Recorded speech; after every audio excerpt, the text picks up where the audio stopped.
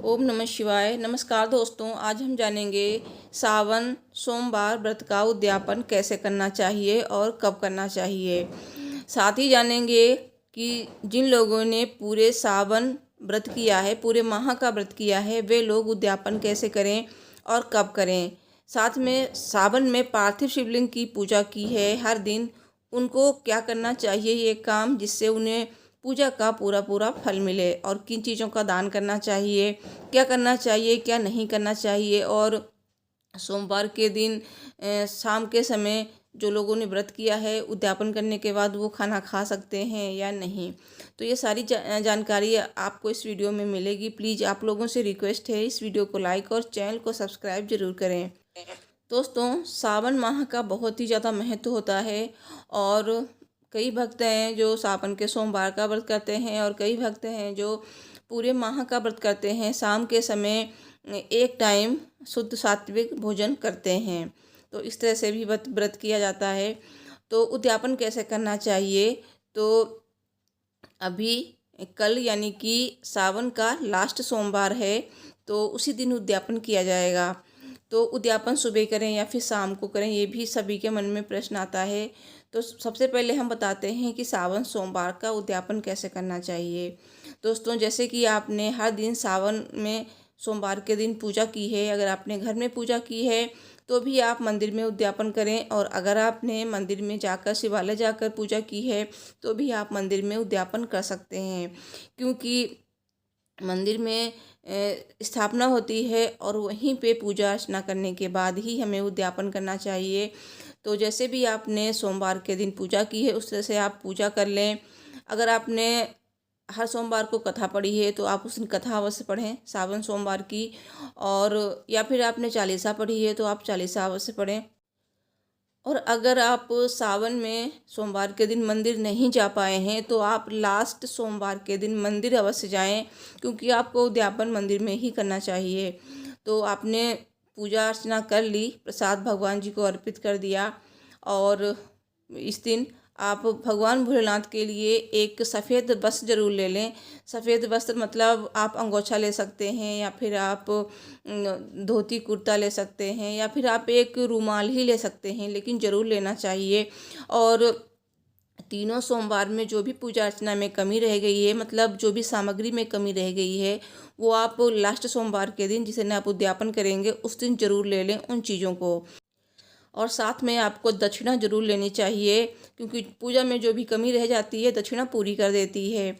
और इस दिन आपको सुहाग की सामग्री जरूर लेनी चाहिए, क्योंकि आपने सावन में आपने किसी भी दिन अगर माता पार्वती जी को सुहाग की सामग्री नहीं अर्पित की है, तो उद्यापन के दिन आप सुहाग की सामग्री जरूर ले लें। जैसे कि आप चूड़ी, बिंदी, सिंदूर और चुनरी, और एक चीज़ और ले सकते हैं, मेहंदी ले सकते हैं। तो 5 चीज़ें, या फिर आप 3 चीज़ें जरूर ले लें, जैसे कि बिंदी, सिंदूर और चूड़ी। तो सुहाग की सामग्री आपको इस दिन जरूर चढ़ानी चाहिए माता पार्वती जी को। अगर आप मंदिर में चढ़ा रहे हैं तो आप वहीं छोड़ दें, पंडित जी ले लेंगे, और नहीं तो आप वहाँ से ला सकते हैं चढ़ाने के बाद, और पंडितानी को दे सकते हैं। उसमें से एक चीज़ आप अपने लिए रख लीजिए प्रसाद के रूप में, और जो भी आप भगवान भोलेनाथ जी के लिए वस्त्र लाए हैं वो भी आप भोलेनाथ को वहाँ पे उड़ा के फिर आप ला सकते हैं अपने घर में, और पंडित जी को दे सकते हैं। तो इस दिन दान का बहुत ज़्यादा महत्व होता है, तो दान अवश्य करें।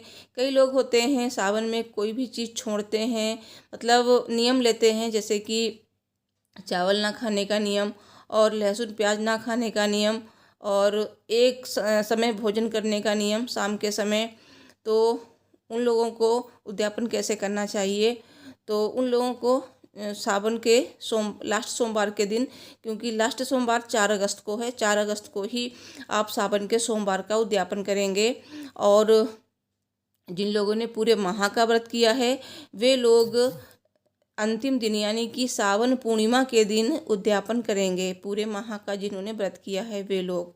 तो अगर उन लोगों ने एक समय भोजन करने का नियम लिया है, तो सबसे पहले वो पूर्णिमा के दिन किसी ब्राह्मण को भोजन खिला सकते हैं। ब्राह्मण 1 या फिर 2 भी हो सकते हैं। उसके बाद वो भोजन करें, और जो भी पूजा करते हैं वैसे पूजा कर लें। और आप उस दिन चावल दान कर सकते हैं, क्योंकि इस दिन सफ़ेद चीज़ों के दान का बहुत ज़्यादा महत्व होता है। चावल दान कर सकते हैं, चीनी दान कर सकते हैं, और साथ में आप सफ़ेद वस्त्र का दान भी कर सकते हैं। तो इस तरह से दान कर दीजिए, आपका उद्यापन हो जाएगा। अब जानते हैं जिन्होंने पार्थिव शिवलिंग की स्थापना की है हर दिन, मतलब पार्थिव शिवलिंग बनाए हैं, उनकी पूजा की है, तो वे लोग क्या करें। तो उन लोगों को मतलब पूर्णिमा तक पूजा करनी चाहिए। पूर्णिमा के दिन आप सुबह सवेरे उठकर स्नान आदि करने के बाद शिवलिंग बनाएंगे, जैसे आप बनाते हैं पार्थिव शिवलिंग उस तरह से। उसके बाद आप पूजा करेंगे। पूजा में आप उस दिन दूर्वा जरूर भगवान भोलेनाथ को अर्पित करें।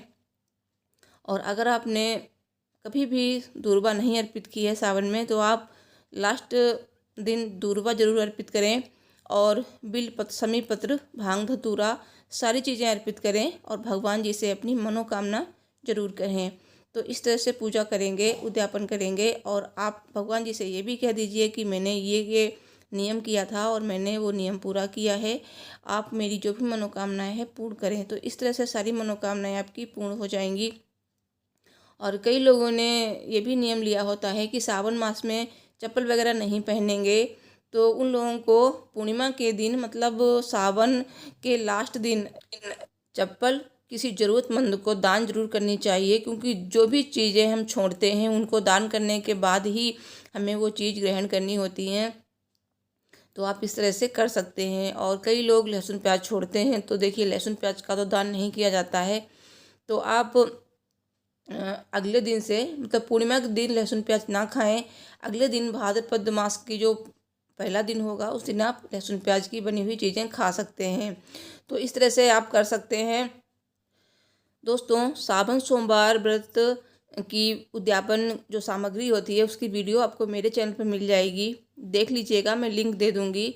तो उस तरह से आप सामग्री एकत्रित कर कर उद्यापन कर सकते हैं, और मैंने उद्यापन करके भी दिखाया है। तो आप इस तरह से देख के भी उद्यापन कर सकते हैं।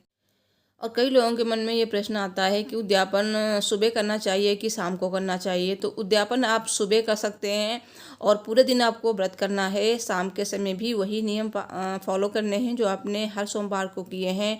बस आपको उस दिन खाना वगैरह नहीं खाना है, नमक भी नहीं खाना है। आपको अगले दिन नमक की चीज़ें खानी है, नमक का सेवन करना है। तो इस तरह से आप कर सकते हैं। और अगर आपका कोई भी क्वेश्चन हो तो आप मुझसे पूछ सकते हैं, मैं कमेंट में आपको ज़रूर बताऊंगी। प्लीज़ इस वीडियो को लाइक करिएगा और ढेर सारे लोगों में शेयर कीजिएगा, और चैनल को भी सब्सक्राइब कर लीजिएगा अगर अभी तक आपने मेरे चैनल को सब्सक्राइब नहीं किया है। और इस दिन आप दान अवश्य करें, क्योंकि दान का बहुत ज़्यादा महत्व होता है। सफ़ेद चीज़ों का दान करें, और आप एक खुराक ज़रूर निकालें। खुराक में जैसे आप आटा, चावल, दाल निकाल सकते हैं, चीनी, और उसके ऊपर आप दक्षिणा रख दीजिए, और ये आप दान कर सकते हैं। घी दान कर सकते हैं। तो दोस्तों, वीडियो को लाइक, चैनल को सब्सक्राइब करें। आप सभी को सावन मास की ढेरों शुभकामनाएं। हर हर महादेव, जय माता दी।